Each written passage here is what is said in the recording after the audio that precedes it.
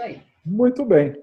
Então, a gente estava pensando em falar sobre a questão da família e nessa época de pandemia. Quem quer começar a falar alguma coisa? Primeiro as damas? Sempre. Vamos tentar. Pelo que nós vimos, né, sempre muito difícil essa convivência em família. A época moderna, a correria de todo mundo, a tecnologia, né, levando todo mundo cada vez mais centrado nas mídias, no celular, isso tem dificultado mesmo. Nós ouvimos, né, as palestras atuais dizendo que o momento, apesar de ser um momento difícil, de dor, foi o momento de levar todo mundo para dentro de casa. E cada um para dentro de si também, para olharmos para tudo isso. Então, foram os pais, as crianças, os idosos, alguns precisaram ficar mais isolados, né? E todos ali unidos dentro de um único local e sem poder sair, o que dificultou mais ainda essa situação.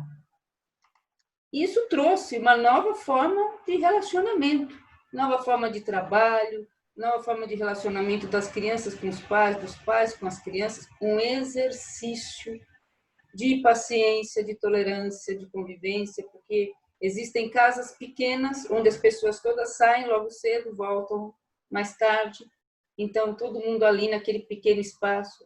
Existem casas enormes em que todos também, mesmo quando estão ali, estão muito, cada um no seu espaço, no seu lugar, as portas fechadas, sem se relacionar, e de repente tudo isso mudou. Foi uma nova realidade para todos nós. Como lidar com tudo isso, o que fazer, uma vez que nós estamos dentro dessa situação? É um novo, buscar novos caminhos para se conviver dentro dessa realidade. E que chamou a atenção de todos nós, essa família que estava muito dissociada, que é difícil esse relacionamento, a paciência é muito complicado, mas tem que haver essa cumplicidade, tem que haver essa união para poder fazer com que alguma coisa dê certo. Nós vemos, né, na mídia o tempo todo mundo falando, conversando, como é que fez, então uns lidaram bem, outros nem tanto, né? Mas eu acredito que nesse momento cada um buscou um caminho novo e buscou ainda mais, pelo que a gente vê na maioria. Buscou ter um pouquinho mais de harmonia, de compreensão, né, para todas as situações que foram surgindo. Isso é muito bom, né? A gente vê que as pessoas têm potencial de criatividade para encontrar novos caminhos para todas as situações que possam vir até nós, difíceis, dolorosas, mas que podem abrir brechas também para soluções novas, de otimismo, de convivência fraterna. E isso eu acredito que foi um bom começo, uma boa mudança para todo mundo, um chacoalhão, vamos dizer assim, né? Chacoalhou todo mundo e aí cada um vai encontrando o seu lugar nesse espaço. Você estava falando, Deise, sobre as várias características, né, das casas, umas menores, outras maiores, as famílias também maiores e menores, e eu estava pensando aqui, em cima do que você estava falando, inclusive encontrar novos caminhos, até mesmo para aqueles que moram sozinhos, até mesmo aqueles que não têm naturalmente uma convivência familiar e que vai ter que ter uma convivência com ele mesmo. Né? Eu já vi essa expressão, eu não estou me aguentando mais, né? Algumas pessoas dizendo isso, mas essa pandemia, ela fez com que as pessoas se voltassem para esse núcleo, para essa família, e voltassem para si, para se analisar, para saber, para dar importância para algumas coisas, muitas vezes, que não davam importância. Né? Não é fácil, não é, Tiago? Rodrigo, aproveitando também o que a Deise falou, a gente não pode se esquecer, e eu queria trazer aqui uma questão que está lá no Livro dos Espíritos, que eu separei para a gente também conversar um pouquinho, que é a questão 775. E a pergunta é: qual seria para a sociedade o resultado do relaxamento dos laços de família? E a resposta que a gente tem da espiritualidade é uma recrudescência do egoísmo. Curioso essa relação família e o oposto da família ser o egoísmo. E aproveitando um pouco dessa percepção, acho que logo no início da pandemia, existia, acho que um senso comum das pessoas, esse momento a gente vai se unir, esse momento a gente vai aproveitar esse momento e seremos mais caridosos, seremos mais presentes. Sairemos, né? Melhor. Sairemos melhor. E é curioso, porque em contrapartida, você começa a conversar com as pessoas e a gente não tem essa... A gente não teve esse resultado. É curioso a gente perceber que durante a pandemia aumentaram os casos de violência contra a mulher, aumentaram os casos de divórcios, aumentaram as desigualdades em relação ao âmbito profissional, em especial da mulher, né, porque junto com os filhos, e marido, esposa, enfim, ali trabalhando no mesmo lugar, o cuidado acabou, mais uma vez, né, sendo direcionado à mulher e não ter tanta a aproximação dos pais, do pai, né, ao cuidado com os filhos. E aí a gente volta à reflexão, será que, de fato, esse momento contribuiu para a família? Ou isso, ao contrário, expôs uma realidade que era velada, que existia, mas que ninguém falava, porque ninguém convivia, né? Ninguém estava ali 24 horas. E a partir do momento que você traz essas pessoas 24 horas à convivência, isso acentua por vezes o egoísmo, acentua por vezes a falta de paciência, de compreensão, de tolerância. E aí é um pouco a contrassenso do que se esperava desse momento, né? Seria muito bom se de fato as famílias que estão nessa convivência ininterrupta pudessem aproveitar mais um momento. E eu não sei se é o que está de fato acontecendo. E foi o que a Daisy comentou, né? Às vezes, por mais que a casa seja grande ou pequena, as pessoas, ainda que estejam umas próximas das outras, acabam se isolando. E é aí que a gente volta a essa questão do Livro dos Espíritos. O que é o resultado do relaxamento dos laços da família? O egoísmo. E faz todo sentido quando a gente começa a entender que aquela família que deveria estar unida e não está, ela deixa de aproveitar a oportunidade de se amar, de perdoar, de tolerar, de respeitar o outro. Eu acredito que... eu quis colocar. Oi? Não, pode falar, Deise.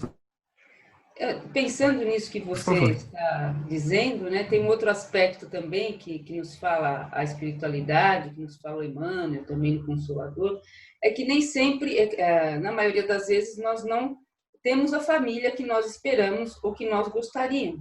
Por isso que muitas vezes as pessoas se isolam, vão morar também sozinhos, como falou o Rodrigo, e apesar de ser esse momento também onde muitos casos apareceram, né, a violência contra a mulher, os divórcios, as separações, eu acredito que também foi uma oportunidade de se enxergar os valores. Aquele que se isolou da família, ele passou a dar valor porque ele está sozinho agora, não tem condição de estar com os amigos, ou aquele que ele acredita que fosse, né, o substituto da sua família, pode valorizar mais também. E essa família toda junta ali, tudo junto e misturado, pode até encontrar, né, essa conscientização maior. Não é a melhor família que eu tenho, não é onde eu gostaria de estar, ou não é o que eu gostaria, mas é o que eu tenho nesse momento. Então, também existe, eu acredito, um movimento, ou pode ser que tenha existido também, não só essa contrapartida aí de violência, mas também um movimento de valorizar mais, de olhar mais, de buscar mais essa família e aquilo que eu posso ter dentro dela, né? Não é a melhor, não, mas dentro daquilo que eu tenho, o que eu posso fazer com isso? Eu tenho um limão, posso fazer uma limonada, né? Aquela velha história. Então, eu acho que também existiu esse caminho, né, para a família. E você me faz lembrar mais uma vez a questão das crianças, que o olhar familiar voltado para as crianças também. Porque as crianças, de alguma forma, muitas famílias tinham um certo escapismo de deixar ela na escola, que aquele é o tempo que a pessoa vive. Não, agora acabou as férias, as crianças estão para a escola, eu vou começar a viver de novo, porque sem as crianças, né? Uma forma. E quando as crianças voltam da escola, acabam se isolando, né? Também nos seus quartos, nos seus jogos, nas suas coisas. Então, quer dizer, uma oportunidade de ouro para se voltar para essas crianças, né? Porque elas estão ali o tempo todo e na dependência dos pais. Quem tem a oportunidade, infelizmente, não é todo mundo que teve a oportunidade de ter aulas online, né? As estatísticas mostram que uma grande parte da população não teve essa oportunidade, né? Mas aqueles que tiveram, teve que contar com uma colaboração intensa dos pais ali do lado, fazendo as coisas, voltando, tendo uma atenção que tinha se perdido há muito tempo, né? Inclusive, outra situação, afazeres domésticos, né, que as pessoas contavam sempre com colaboradores, muitos, né, quem pode contar com um colaborador dentro da sua casa, não pôde ter esse colaborador, então teve que se rearranjar diante dessa situação.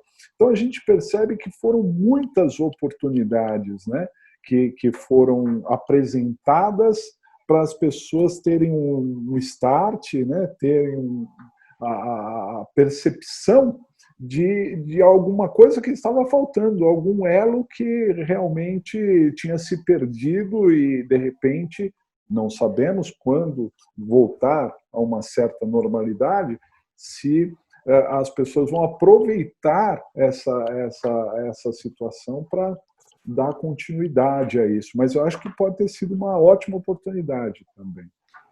Isso que você falou eu achei muito interessante, Rodrigo. Eu aqui, de alguma forma, quis fazer um contraponto, porque a gente acha que as famílias são sempre perfeitas e maravilhosas, e não é bem assim. De jeito nenhum.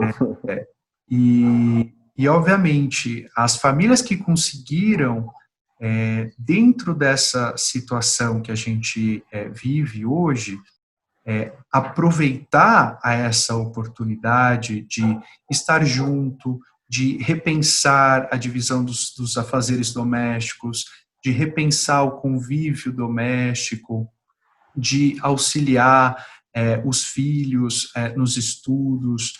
Isso é um convite à virtude, é um convite à paciência, a tudo isso. Então, assim, que oportunidade que a gente vive, e a gente deseja do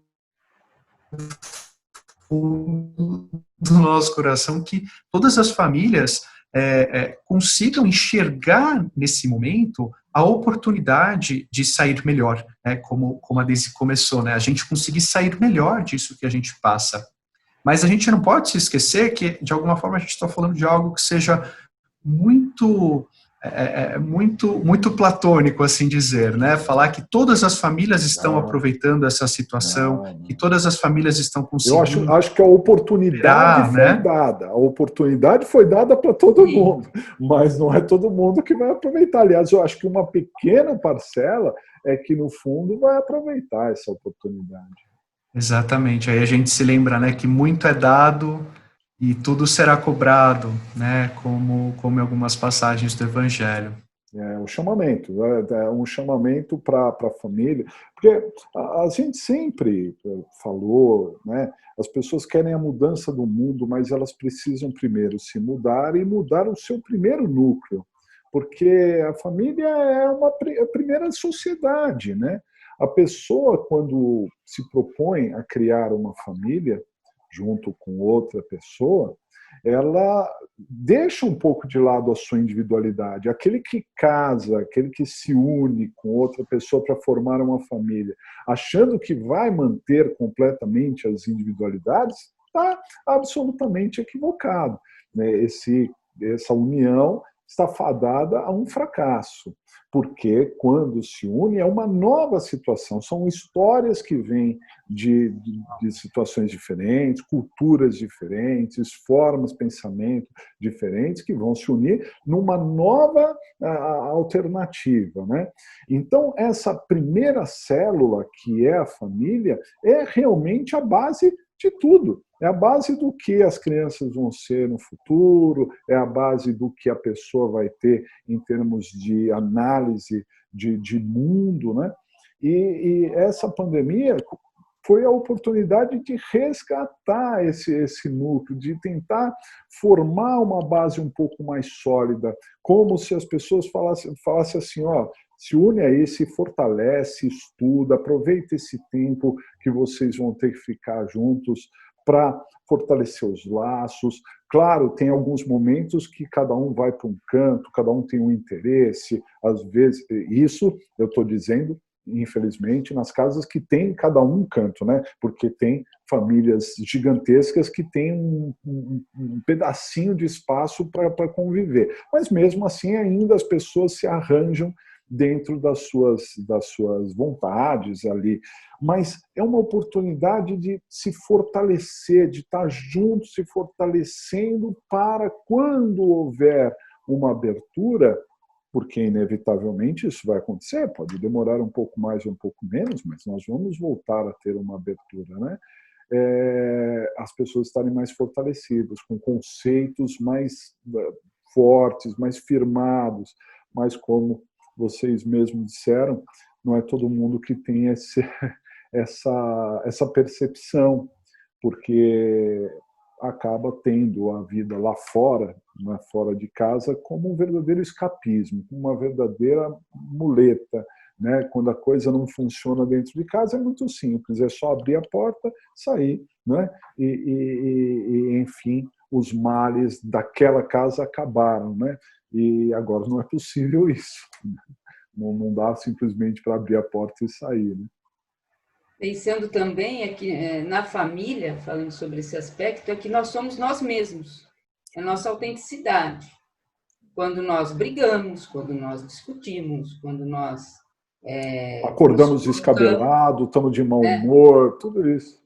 Na sociedade, é claro, você convive ali, como nós vamos lá no centro espírita, né? Aquela harmonia, aquela educação. Na família, você está cansado, você está preocupado, ansioso. Então, é ali, né, que tudo aquilo que nós somos realmente é colocado em todos os momentos. A alegria, o otimismo, a tristeza, a angústia, a depressão, a raiva, os sentimentos, né? Todos os nossos sentimentos brotam ali naquele momento. Então, é difícil conviver com tudo isso. E falando de egoísmo, que o Tiago estava falando de egoísmo, eu lembrei que no início dessa pandemia, quando nós não sabíamos como ia acontecer, nas primeiras semanas, o pessoal pegava, corria para os supermercados, lotavam aqueles carrinhos para levar tudo para onde? Para a família, para casa, como se fosse se esgotar tudo e você tivesse que manter ali a sua casa, a sua família completamente abastecida de tudo e que nada poderia faltar. Então, houve um movimento ali, essa corrida, demonstrando aquela preocupação com a família, mas também o egoísmo com os outros. Eu vou abastecer a minha casa. Se o outro tiver, se sobrar para o outro. Então, dentro desse sentimento, né, que nós também temos na família, nós também temos com a sociedade, e de tentar primeiramente, suprir o nosso núcleo, depois, né, vem o outro. Então, existe o egoísmo nosso, o egoísmo na família, o egoísmo em relação à nossa sociedade também. E depois as pessoas foram vendo que, calma, tranquilamente, não é bem por aí, podemos reabastecer aos poucos. Esse movimento foi se esgotando. Então, sempre é um aprendizado, como falou o Rodrigo. Se vai continuar melhor, alguns descobriram alguns caminhos novos, mas eu acho que sempre dá para mexer um pouquinho com cada um e fazer cada um pensar. Como é que eu agi, como é que eu estou agindo, o que eu estou fazendo e o que dá para fazer para melhorar. Então, sempre dá para sair um pouco melhor, desde que a pessoa tenha um olhar diferente para esse momento. Logo depois desse boom, né, que houve nos mercados, todo mundo se acalmou, a ansiedade diminuiu e a gente foi vivendo de uma forma mais tranquila. Então, acho que isso é um movimento também que pode acontecer em todas as situações, né? E eu lembrei de uma passagem do Evangelho, né, que é honrai pai e mãe, simbolizando a família, naturalmente, né? O Evangelho nos trata acerca de uma tolerância que nós devemos ter a mais, né, do que o normal, né? Claro que o ideal seria que nós tivéssemos paciência e equilíbrio em todas as nossas relações humanas, mas quando a gente está falando do núcleo familiar, que não é por acaso, né? As pessoas acham que é por acaso, não é por acaso, eles estão lá. E nem sempre são uniões felizes, conforme também já foi dito aqui, né? E a gente precisa ter realmente essa percepção de que, seja por bem, seja por mal, né, estamos ali naquela família e aquelas pessoas são as que mais necessitam, são os próximos mais próximos da gente, para a gente ter exatamente essa tolerância, essa paciência dobrada do que nós deveríamos ter em outras situações. E, curiosamente, é muitas vezes aí que não tem. Né? A gente acaba explodindo, acaba falando. Né? A minha esposa sabe muito bem disso, e isso faz parte de uma criação, até de família. Né? A minha família é oriunda, família italiana, e na Itália, é exatamente assim, depois que eu cresci, que eu fui perceber que as pessoas xingam e batem e não sei o quê, e acontece e daqui a pouco está lá chorando, abraçado e tal. E que é uma virtude muito bacana, porque afinal de contas, pelo menos as pessoas reconhecem, né, que exageraram, mas há um certo exagero, né? E talvez a outra pessoa com uma outra criação não vai entender, e a gente realmente tem que se policiar demais, porque há necessidade de uma paciência dobrada com aqueles que estão ali conosco, né, na nossa volta, o nosso próximo mais próximo. Isso que você comentou, Rodrigo, é muito interessante, né? Todos nós somos diferentes e na nossa família também somos diferentes uns dos outros, né? Porque a gente também tem que fazer aqui uma separação. Uma coisa é a família consanguínea, essa família material, que é justamente a nossa família enquanto pai, mãe, enfim, irmão, essa família consanguínea. A gente também tem a nossa família espiritual, que é a família por afinidade. Também é uma coisa interessante a gente perceber que a nossa família é muito mais ampla. Só que na nossa diferença é que nós nos igualamos. Por sermos todos diferentes, por sermos espíritos diferentes, com jornadas, com aprendizados diferentes, é que a gente se permite, pela troca, um aprender com o outro. E a família é essa troca em que a gente consegue aprender um com o outro. Então, isso que você comentou faz muito sentido. E aí, né, porque a sua parte da família, que é assim, mais italiana, mais briga e se ama no momento seguinte, né, aquela coisa mais expansiva, mas por vezes a família da sua esposa não é, né, dessa forma. E aí você tem duas situações, dois extremos. Como é que esses dois extremos estão dentro de uma família? né? Mais uma vez, um compreender o outro. Eu gosto muito disso, de que a gente tem que mudar aquilo que a gente pode mudar, né? A gente tem que ter vontade para mudar aquilo que a gente pode mudar e aceitar aquilo que a gente não pode mudar. A gente não muda o outro, né? A gente aceita o outro. O outro é diferente da gente, então a gente aceita, a gente respeita, a gente tolera. E o outro também tem que aceitar, respeitar e tolerar a gente nas nossas diferenças. E aí a gente vai conseguindo se equalizar, a gente vai conseguindo conviver em família, né? Porque a gente compreende que o outro é diferente e por fato de termos um interesse no amor, no respeito, na continuidade, nesse bem comum, seja de cuidar dos filhos, seja de construir alguma coisa junto, coabitar, né? Tudo isso a gente faz com que esse propósito vá nessa direção. E aí que a gente vai, de alguma forma, apagando esses egoísmos, a gente vai aparando as nossas arestas, porque a gente acredita numa finalidade nessa família, né? A finalidade dessa família.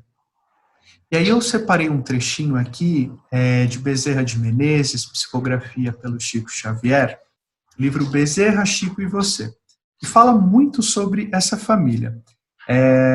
E um dos primeiros trechos que eu queria trazer é esse. Tantas vezes nos referimos aos problemas da família no mundo. Filhos difíceis, pais problemas, parentes que erigem a condição de antagonistas, companheiros nos lares que nos relegam ao abandono. É aí, no instituto doméstico, que somos chamados a praticar a paciência e a exercitar a compreensão. E um pouco antes, Bezerra nos traz: nosso lar é o mundo inteiro. E a nossa família é a humanidade inteira, né? O primeiro ponto aqui que a gente traz é fácil a gente falar e entender a razão da família enquanto esse exercício de paciência, de compreensão e de amor. E aí a gente consegue enxergar esse intuito, né? Ou deveríamos enxergar esse intuito para que a gente pudesse aprender. Mas quando a gente vai aqui a compreender nosso lar é o mundo inteiro e a nossa família é a humanidade inteira, a gente percebe que nós somos muito mais do que isso. Que o que a gente exercita no nosso lar, a gente leva para fora. O que a gente é na nossa família, a gente tem que ser com todos à nossa volta.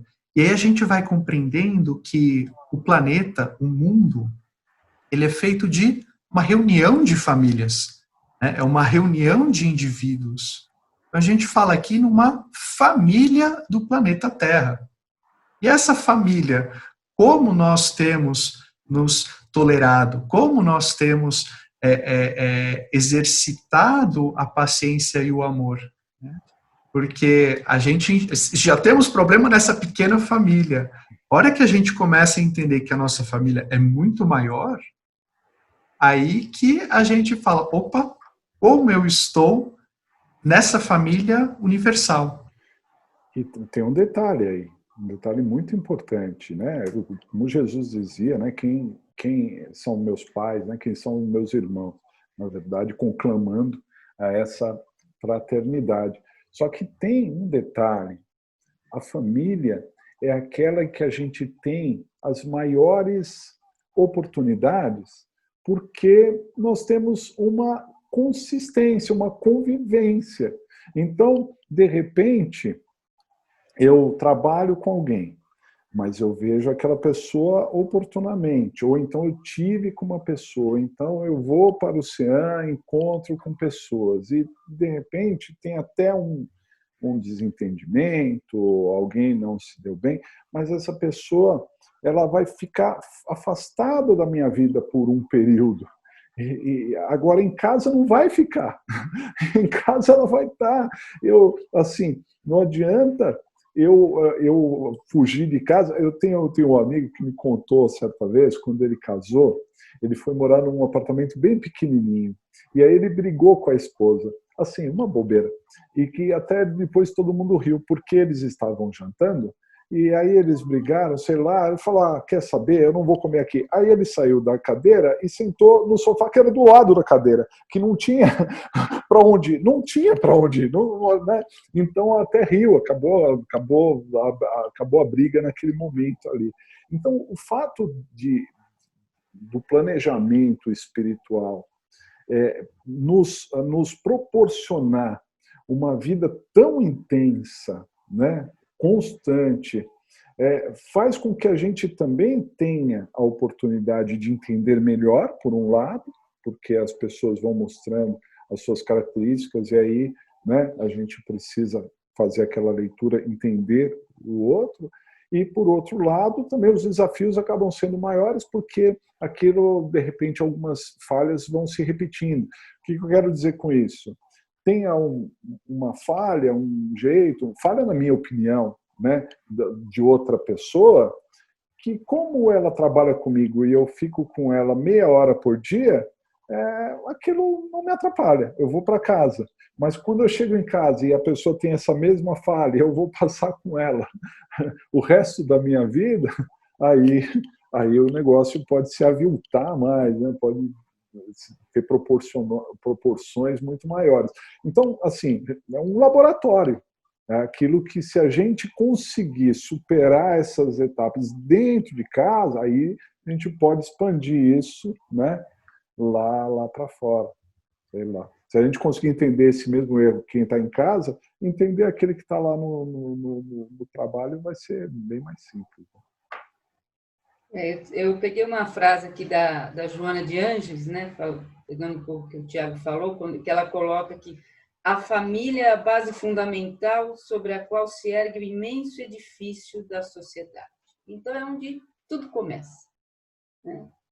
Da forma, às vezes não começa de uma forma muito boa e acaba de uma forma melhor, às vezes começa muito bem, não acaba bem, onde cada um ali exercita mesmo, né, esse aprendizado constante. Eu costumo dizer também uma palavra que é o exercício da misericórdia, porque ninguém é perfeito. Então, nós temos que ser misericordiosos uns com os outros, entender que eu tenho meu jeito, o outro tem o jeito dele. Cada um vai se encaixando na sua forma de ser, como você falou. A família mais expansiva, que ora briga, depois já está se abraçando, aquela que já não é tão expansiva assim. Cada um tem um jeito de lidar com essa família, mas nós temos que ter essa misericórdia, esse sentimento mesmo de compreender e dar ao outro também o benefício do erro, do equívoco, do engano, e da desculpa e do perdão, e erra de novo, porque nós também erramos várias vezes no mesmo ponto, às vezes nas mesmas coisas. Então, sejamos misericordiosos uns com os outros, começando da família, né? Porque da mesma forma que eu quero que sejam misericordiosos comigo, que me entendam muitas vezes que eu erro, que eu falo, nossa, não devia ter feito, né? Isso a gente fica muito aborrecido realmente. Falei daquela forma, não deveria ter falado. Discuti, não deveria ter discutido. Então, que eu também tenha essa misericórdia comigo, me entendendo, passe isso para o outro e receba isso do outro também. Acho que se a gente conseguir algum ponto aí de harmonia, já dá para seguir um caminho. Mas aí, é na família que tudo começa. É o ponto inicial da nossa vida de espírito, para evoluir, para crescer, para aprender. É nesse núcleo que a gente tem que aprender mesmo, né? E procurar cada dia ser um pouquinho melhor do que hoje, né? Quando a gente é mais jovem, a gente é mais impulsivo, depois a gente já tem um certo aprendizado, já tem mais sabedoria, já consegue passar isso para o outro que está chegando. Então, isso tudo só acontece mesmo nesse núcleo, e eu acredito que, como fala o Livro dos Espíritos, não tem outra forma de nós crescermos e aprendermos. É inevitável. Uma coisa que você comentou, Daisy, e eu queria colocar, é que a gente, antes de discutir com alguém, a gente primeiro tem que comer. Porque, eu não sei se vocês já viram aquela frase, né? Desculpa quando eu falei, agi errado antes de quando eu estava com fome, né? Porque, de alguma maneira, a gente confunde as sensações e confunde as coisas, e as coisas ganham proporções que, por vezes, a gente não gostaria. Naquele calor do momento, a gente fala e depois você se arrepende. Putz, eu não devia ter falado daquela forma. Por que eu agi dessa forma? Por que eu falei dessa forma? E aí, voltando a essa frase, né, que a gente vê por aí, é verdade. Antes de a gente colocar alguma coisa, primeiro procura se reconhecer. Como você está? Né?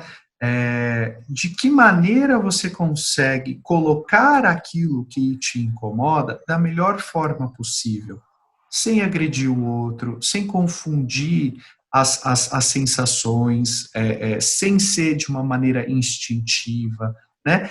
Porque, obviamente, as pessoas fazem coisas que nós não gostamos e que nós não gostaríamos que fizessem. Mas a nossa reação é que ela não pode ser uma reação desproporcional, não pode ser uma reação que fuja da normalidade, né? A gente, primeiro a gente tem que comer e entender, ok, eu não estou com fome, eu não tô irritado, não estou com sono, não estou, né? Aí você conversa com a pessoa. Se você tiver com fome, com sono, e for conversar com a pessoa, dá errado, gente. Então, primeiro come, primeiro, né, se situa, né, no seu lugar. Tirando a brincadeira de lado, acho que a maior parte dos conflitos que acontecem na família são por conta da forma em que as opiniões são colocadas. Né? As pessoas já vêm com uma bagagem, já vêm com aquela emoção à flor da pele, já vem no grito, já vem no tacar a coisa. Calma, gente, né? A gente pode e deve colocar aquilo que nós não gostamos, mas há formas, há A maneiras, forma, né? as pessoas prestam mais atenção na forma do que no conteúdo. Você está cobertíssimo de razão. É Né? verdade. Tem muitas pessoas que só entram em embates pelo jeito com que o outro falou, a maneira com que foi colocado, o momento que foi colocado, e não exatamente pelo conteúdo. Exatamente. E aí uma outra coisa muito interessante que a gente precisa fazer, e obviamente, né, aqui a gente está colocando uma percepção que parece ser muito fácil falar, mas dificilmente agir dessa maneira no momento do conflito, né? Mas se a gente começar a ter essa consciência, a gente começa a refletir mais antes de agir. E é fundamental, é o seguinte, fazer o exercício da empatia, fazer o exercício de se colocar no lugar do outro, né? Então, tenho ali uma desavença dentro da minha família, com o tio, com o irmão, com o cunhado, enfim, com qualquer pessoa que eu seja da família, coloque-se no lugar daquela pessoa. O que ela quis dizer com aquilo? Por que ela agiu daquela maneira? Né? Ou seja, se colocar numa posição de humildade e de compreensão também, aceitação. Mais uma vez, as nossas diferenças, elas não nos diferenciam, elas nos igualam, porque todos somos diferentes uns dos outros. Isso é igual, né? Quando eu falo que é igual todos sermos diferentes. Não somos todos iguais. E aí é que nós devemos ainda mais ter esse exercício de empatia, de entender por que ele fez assim, por que ele não agiu daquela maneira. Espera lá, ele agiu daquela maneira porque ele pensou nisso, ou ele achou que fosse isso, e não é isso. Vou conversar com ele para ele entender o que é isso. Né? Vou procurar mudar a forma que eu vou colocar aquilo para o outro, quando eu faço esse exercício. Acho que isso é fundamental e a gente perde essa oportunidade, esse exercício da empatia, né? Muito bom, muito bom. Eu Isso acho aí. que Eu acho que o recado está dado, né? Para nós primeiro, somos os primeiros a ouvir aqui, porque essa nossa conversa fraterna é, antes de mais nada, uma terapia em grupo, o que já acaba sendo fantástico, já ajuda demais, né? Já nos faz pensar em muitas coisas. Nossa, já ajuda demais. E creio que muita gente pode também pensar sobre esses assuntos. Se identificar, né? Acho que isso é importante, a gente perceber que todos passamos por todos esses conflitos. Todos nós estamos sujeitos a esses maior grau ou menor grau, mas maior grau ou menor grau vai acontecer. Não existe família perfeita. Né? A gente não está nessa condição de perfeição. Então, o nosso caminho é muito grande a aprender. Mas se colocar nessa posição de aprendiz, que é fundamental. Né? Isso é uma coisa fundamental. E aí, Rodrigo, Deise, um trechinho, esse trecho do Bezerra é maravilhoso.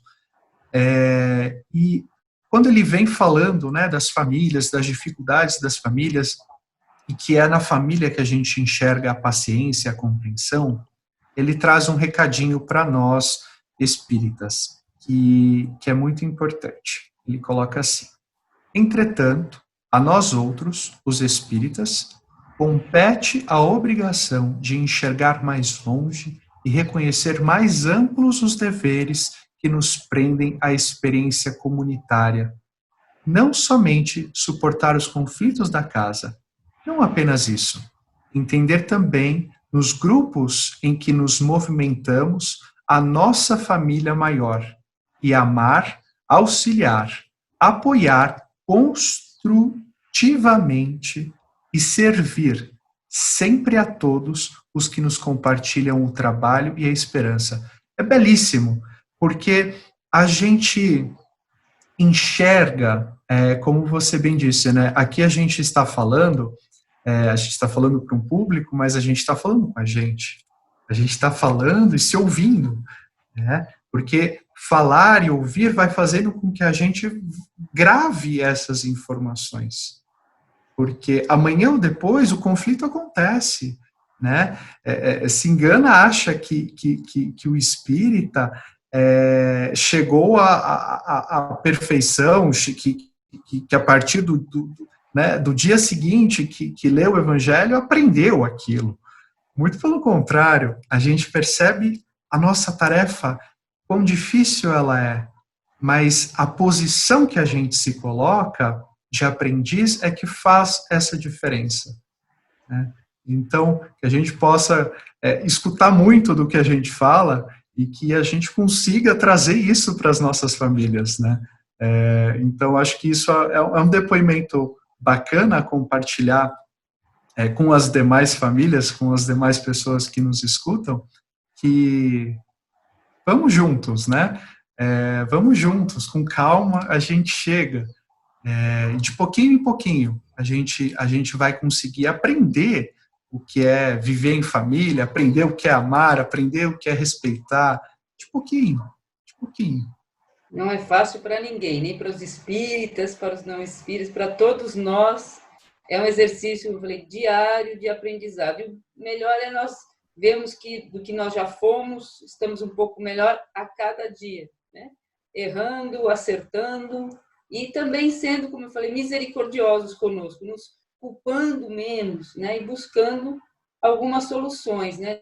Que não seja a solução da culpa, mas que seja de até um arrependimento salutar para a gente poder fazer amanhã diferente, como você falou, né?